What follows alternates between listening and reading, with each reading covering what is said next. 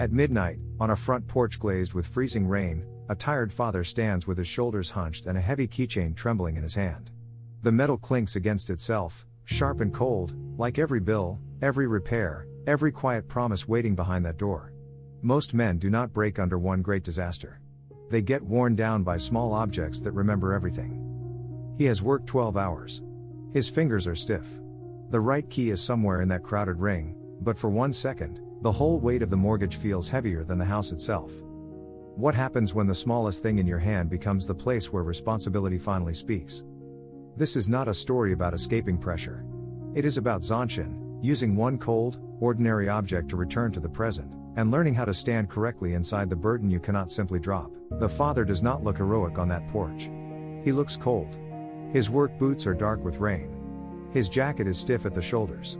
One sleeve is damp where he leaned against the truck door before stepping out into the night. The porch light above him flickers once, then settles into that weak yellow glow every tired house seems to have after midnight. Behind the door, the home is quiet. Maybe his family is asleep. Maybe one lamp has been left on. Maybe there are dishes in the sink, backpacks near the hallway, a thermostat set lower than anyone likes because every dollar has already been assigned a job. And in his hand, the keychain hangs like a small metal verdict. It should be simple. Find the key. Open the door. Step inside. But after a 12-hour shift, simple things stop feeling simple. The body slows down before the mind admits it. Fingers lose patience. Breath gets short. The eyes scan but do not see. He flips one key, then another, then another. The metal clinks in the freezing rain, and the sound is not just sound anymore. It becomes the noise of everything he has been carrying without saying out loud. The mortgage. The repairs. The groceries. The school forms. The truck that needs work. The silent calculation of how much is left after the paycheck disappears into the life it is supposed to protect. This is where the confrontation begins. Not with another man standing in front of him. Not with an argument. Not with a dramatic enemy. The confrontation is between his exhausted body and his duty to remain present. Between the part of him that wants to curse the lock, slam the keychain against the door, and blame the whole house for needing him, and the quieter part of him that knows the house is not his enemy. A tired father can begin to resent the very people he loves, not because love has vanished, but because responsibility has become too heavy to name. That is the shadow on this porch. The weight of mortgage and responsibility does not always arrive like panic. Sometimes it arrives as irritation at a deadbolt. Sometimes it shows up in the jaw tightening when the wrong key will not slide in. Sometimes it hides in the way a man stands outside his own home for a few extra seconds, not because he does not want to go in, but because crossing that threshold means becoming needed again. At work, he had a role. Keep moving. Do the job. Answer the supervisor. Handle the noise. Watch the clock. Endure the hours. At home, the role is deeper. He is not just a worker coming off a shift. He is the man who has to remember the furnace filter, the overdue notice, the loose step, the child who needs shoes, the partner who needs him to be more than a paycheck with tired eyes. And all of that presses into his hand through the cold teeth of the keys. Zanshin begins here, not as a mystical state, but as a tension that refuses to abandon the moment. The undisciplined mind leaves the porch. It travels into next month's bills. It replays the conversation with the bank. It imagines failure before failure has happened. It turns a lock into a courtroom and makes the man stand trial in his own head. One wrong key becomes evidence. One cold minute becomes a prophecy. The mind says, "You are behind, you are tired, you are not enough," and the body believes it. Then the hand gets rough. The keys are no longer tools. They become enemies. The lock becomes an insult. The rain becomes personal. The house becomes a burden instead of a shelter. That is how people lose themselves in ordinary moments. Not all at once. Not with a grand collapse. They leak their command through tiny openings. A muttered word. A slammed door. A look that hardens before anyone deserves it. A silence that carries punishment into the room. The father is still outside, but the first version of him has already entered the house. That version brings the shift with him. Brings the cold with him. Brings the mortgage into the kitchen and drops it on the people who were waiting for peace. He steps through the door wearing exhaustion like armor, but it protects no one. It only makes him harder to reach. And yet, there is another way to stand on that porch. It does not erase the debt. It does not make the rain warm.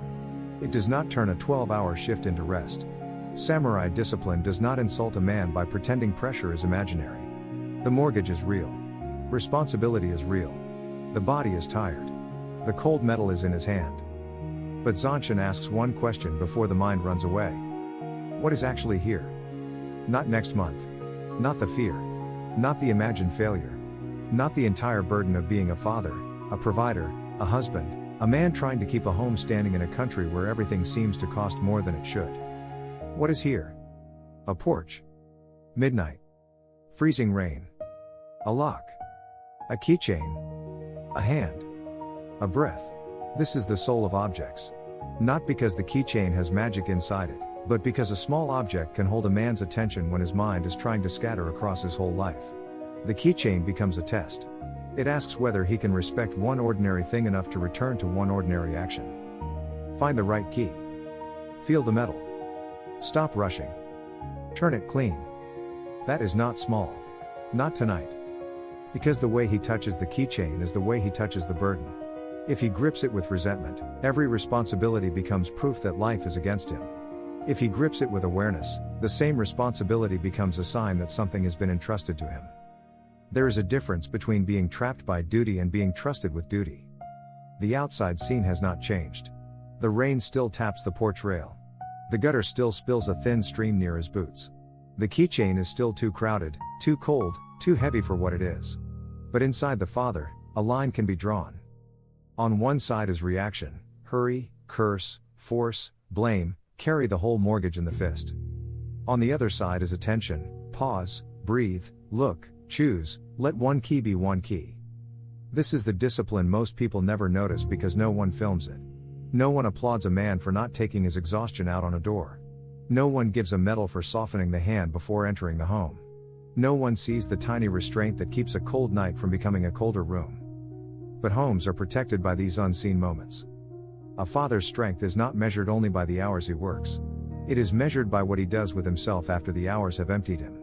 When the shift is over and there is no audience, when the rain is freezing and the key will not fit, when the burden of home feels heavier than the home itself, does he become careless with the people behind the door? Or does he return to the present before he enters? That is the confrontation.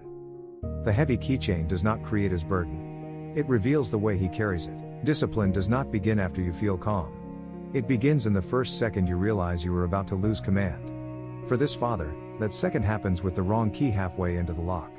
It does not fit. His wrist tightens. His breath catches in his chest.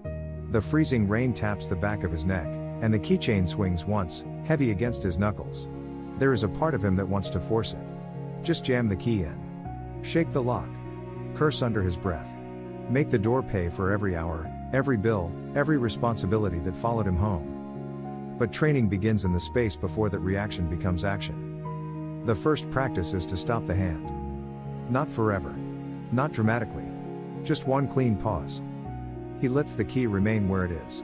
He does not twist harder. He does not punish the lock for being a lock. He notices the pressure in his jaw, the anger in his fingers, the old tired thought rising behind his eyes. I can't keep carrying all of this. He does not argue with that thought. He names it quietly. Heavy. That is all. Not failure. Not weakness. Not doom. Just heavy. A man can carry responsibility better when he stops pretending it weighs nothing. Zanshin is not denial. It is precise attention. And precision begins when the mind stops turning one cold porch into the entire battlefield of his life. The second practice is to bring the body back to one place. His boots are on the porch boards. The rain is on his collar. The keychain is in his palm. The house is in front of him, not against him. He lowers his shoulders half an inch. He takes one breath through his nose and lets it leave slowly, not to become peaceful, but to become usable. Then he feels the metal. The heavy keychain is no longer just a symbol of burden. It becomes a physical command. Be here. He rolls the ring once between his thumb and forefinger. He notices the cold edge of one key, the small rubber cover on another, the dull scratch near the house key from years of use.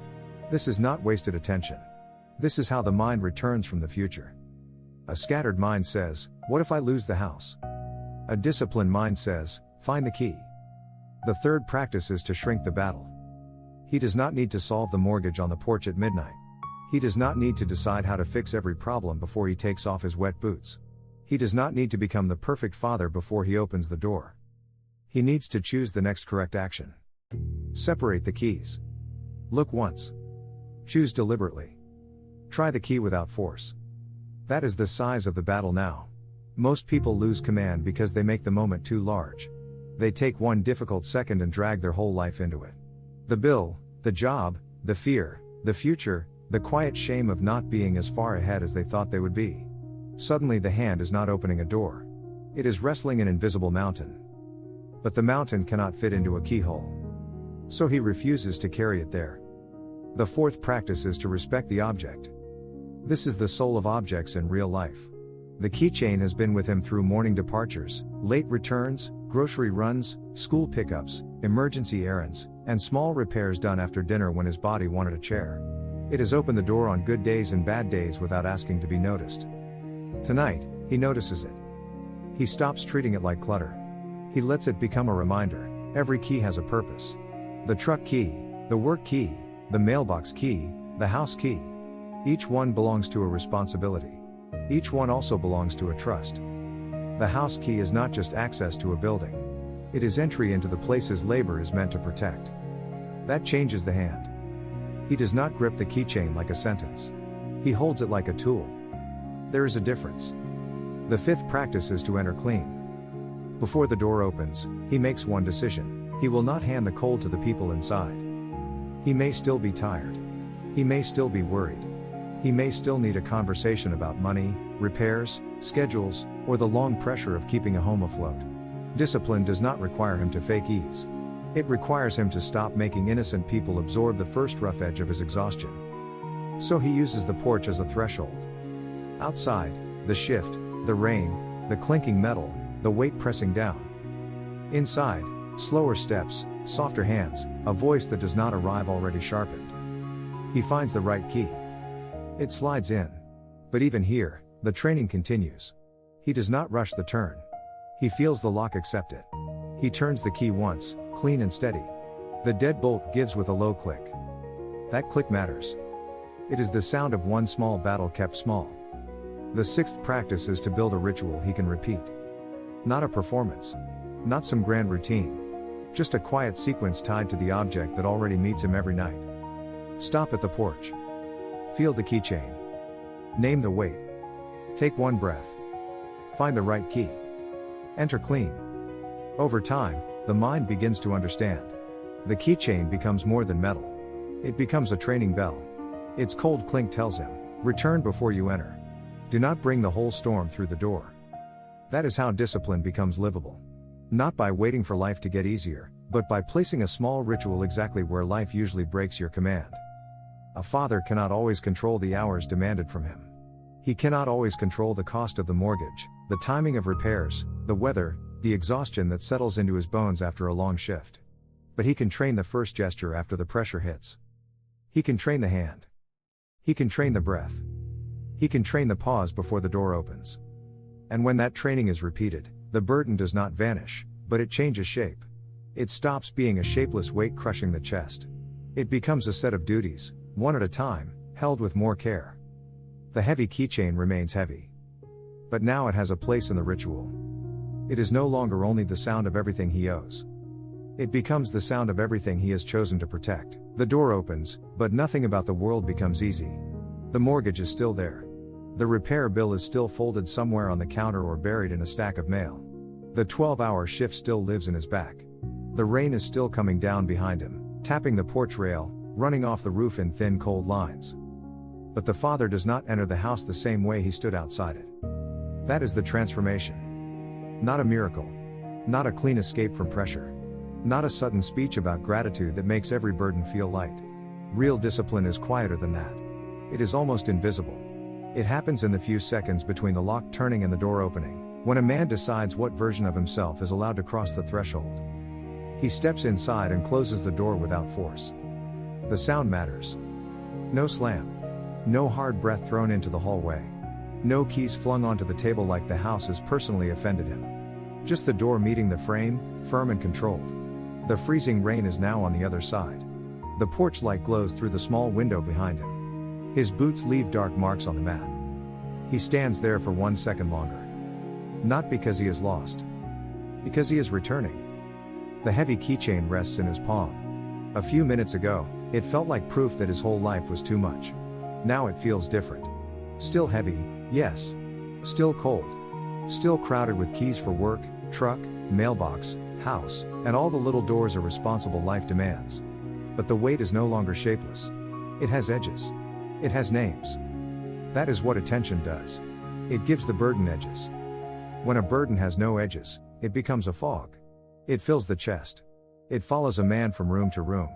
It makes the sink look like accusation, the unpaid bill look like failure, the sleeping house look like another shift waiting to begin. But when attention returns, the fog separates. This is a key. This is a bill. This is a tired body. This is a family asleep behind these walls. This is one night. This is one breath. The father hangs the keychain on its hook instead of dropping it wherever his irritation wants to throw it. The hook is small, maybe near the door, maybe by a strip of wood with coats hanging from it. It is nothing special. Most days, he barely sees it. Tonight, that small act has weight. He places the keys where they belong. That is the opposite of the porch. Outside, his hand was fumbling, rushed, almost angry at the metal. Inside, the same hand becomes deliberate. The object has not changed. His relationship to it has. The keychain is no longer the heavy burden of home. It is the reminder that home deserves his first clean gesture. He takes off his wet boots. Slowly. One heel against the other, careful not to kick mud across the floor. He unzips his jacket and feels the cold fabric pull away from his neck. Somewhere deeper in the house, the heater clicks on. A refrigerator hums. A pipe ticks in the wall. These sounds were always there, but now he can hear them without turning them into pressure. Zanshin is not only awareness during danger. It is awareness during the ordinary moments where character usually leaks out. Anyone can imagine themselves calm in a dramatic crisis. But the real test may be a front porch at midnight, when the world has asked too much and the lock will not cooperate. The real test may be whether a man can come home tired without making tiredness the ruler of the room. He walks into the kitchen. There may be a cup in the sink. A lunchbox left open. A note on the counter. A child's drawing held to the refrigerator by a magnet. Nothing here is grand. Nothing here looks like a battlefield. But he knows better now. This is where duty becomes intimate. Not in speeches. Not in public praise. Not in the image of a strong provider standing tall for the world to admire. Duty is here, in the quiet handling of ordinary things after strength has already been spent elsewhere.